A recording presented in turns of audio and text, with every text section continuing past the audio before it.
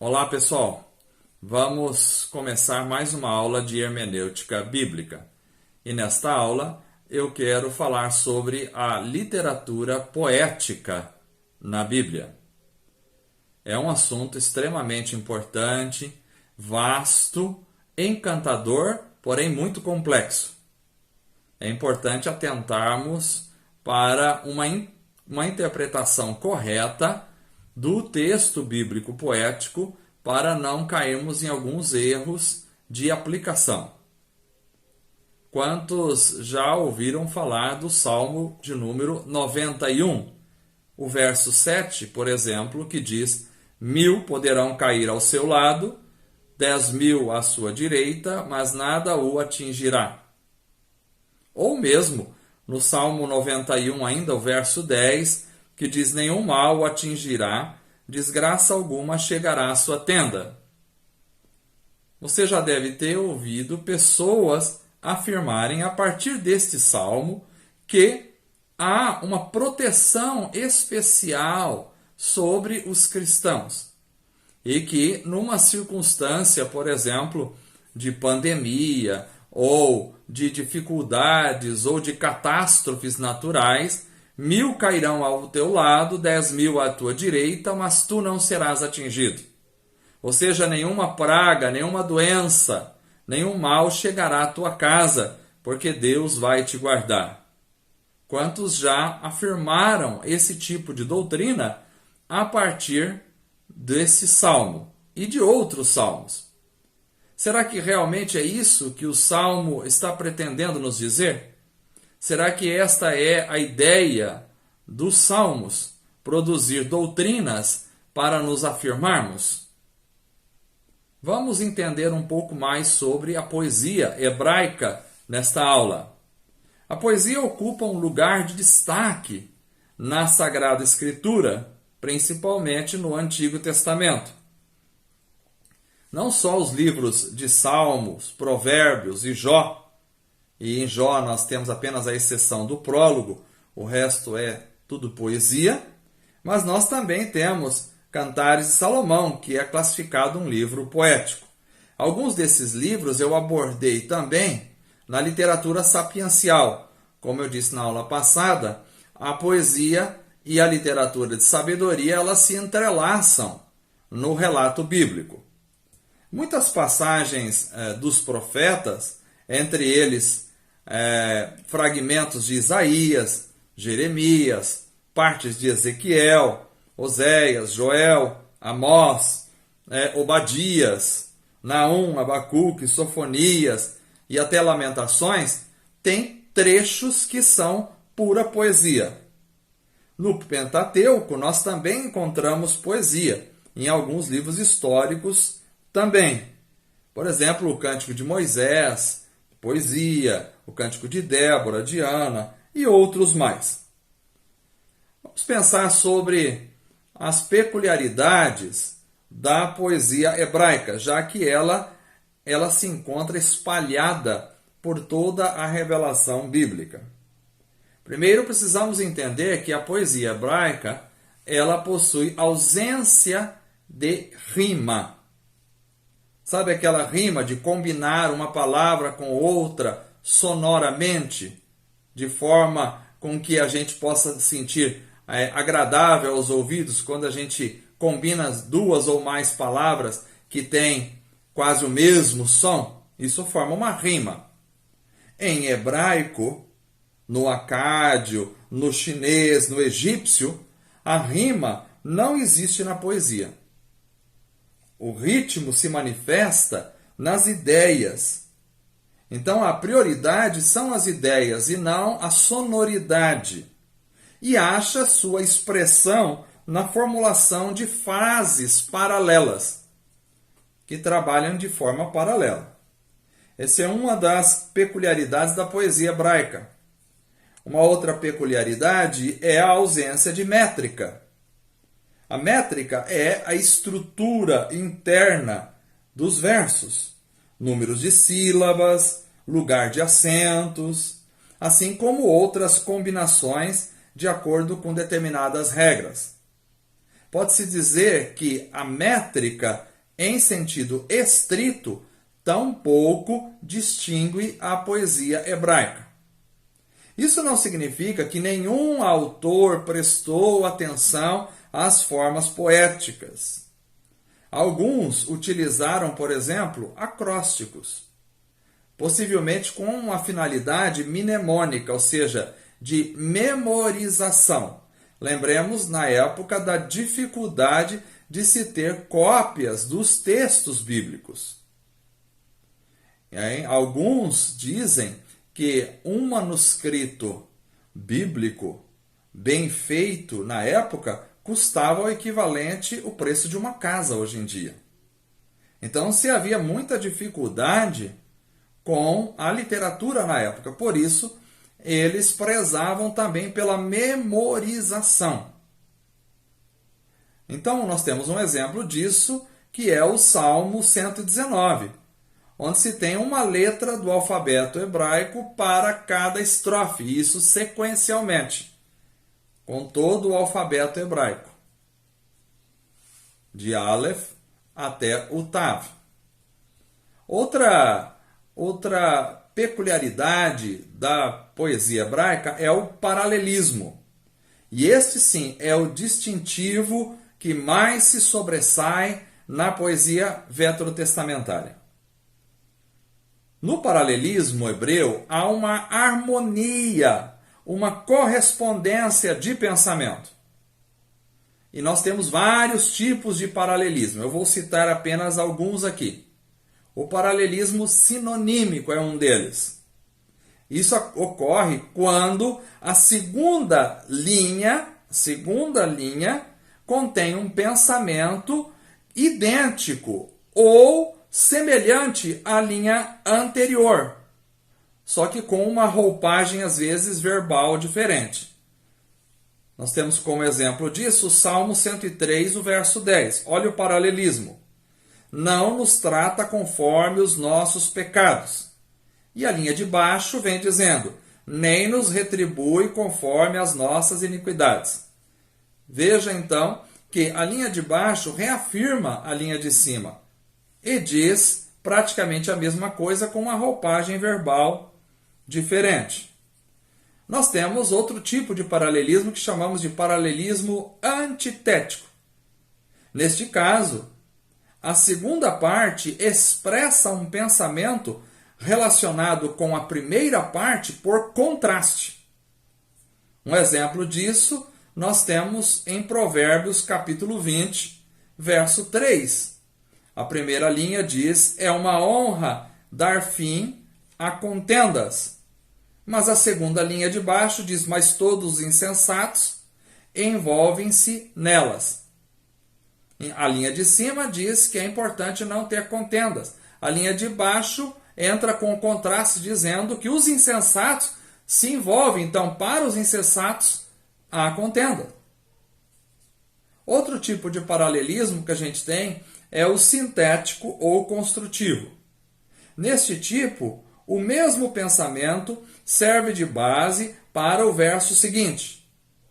O segundo pensamento completa o primeiro pensamento. Veja um Salmo, capítulo 20, verso 7, que diz, alguns confiam em carros e outros em cavalos, mas nós, no pensamento seguinte diz, mas nós confiamos no nome do Senhor nosso Deus. Há um complemento. Se alguns confiam em carros, outros em cavalos, porém nós confiamos no nome do Senhor nosso Deus. Esses são alguns dos tipos de paralelismos que nós temos na estrutura da poesia hebraica.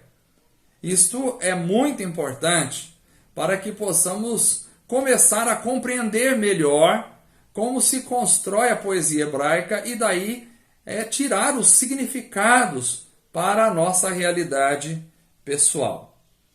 Eu vou me deter um pouquinho nos salmos aqui. Vamos pensar em algumas características gerais dos salmos.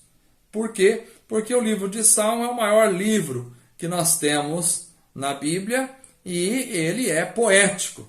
Então precisamos entender a importância que se dá à poesia no pensamento hebraico e a importância que Deus dá à poesia ao revelar a sua palavra de forma poética para nós.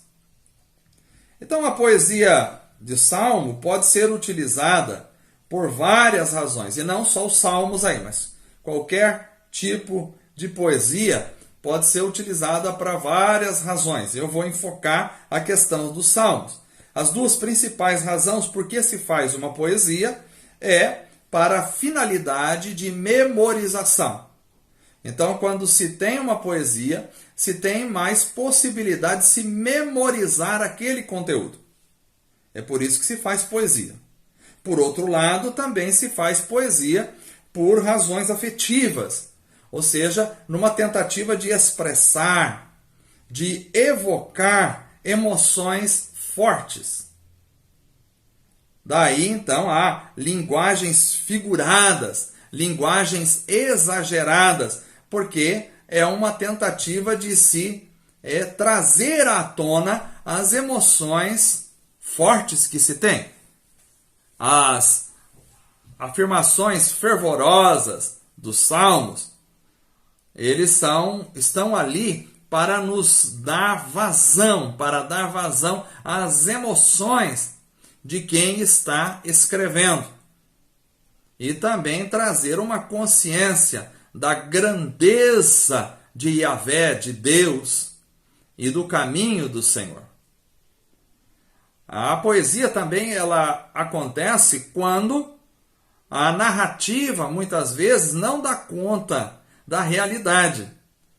Então, quando a realidade é por demais grandiosa, tremenda, muitas vezes não se dá a conta, fazendo com que apenas aquilo seja exposto de forma descritiva ou narrativa.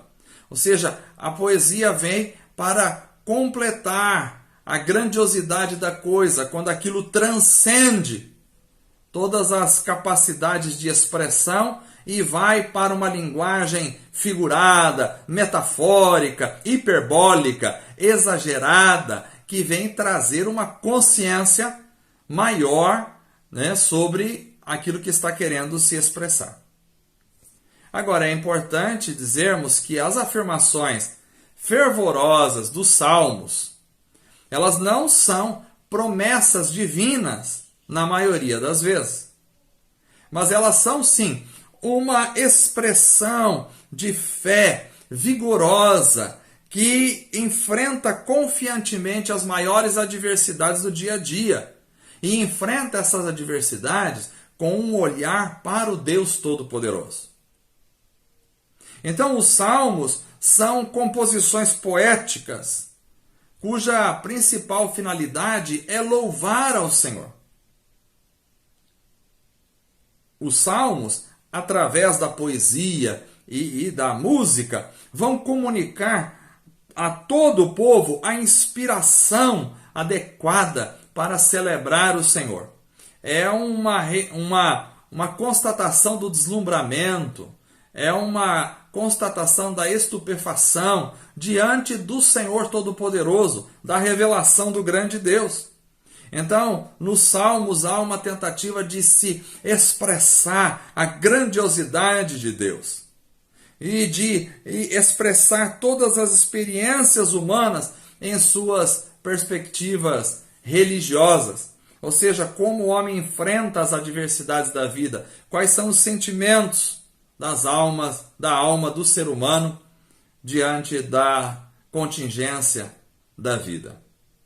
Então nós podemos classificar os salmos em vários tipos de salmos. Eu quero apenas deixar alguns aqui para a compreensão de vocês. Primeiro, nós temos os salmos que são chamados de hinos.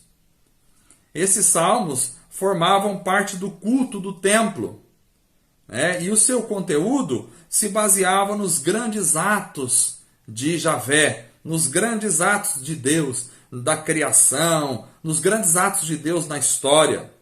Exemplos disso nós temos o Salmo 19, o Salmo 29, Ao mesmo gênero de salmos classificados como hinos, pertencem também os chamados salmos reais. Por exemplo, o Salmo 47, Salmo 93, Salmo 96 até o Salmo 99. Esses salmos reais, são caracterizados por uma exclamação comum, ou seja, Yahvé reina. Então, são salmos que falam sobre o reinado de Deus em Israel e sobre a terra.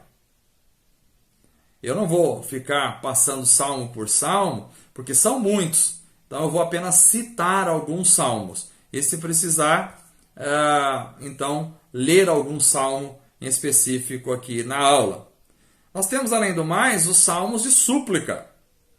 Salmos de súplica são aqueles que brotam de corações atribulados pelos inimigos. Corações que são atribulados pela enfermidade, pelos perigos da morte, pela convicção do pecado e por outras circunstâncias adversas.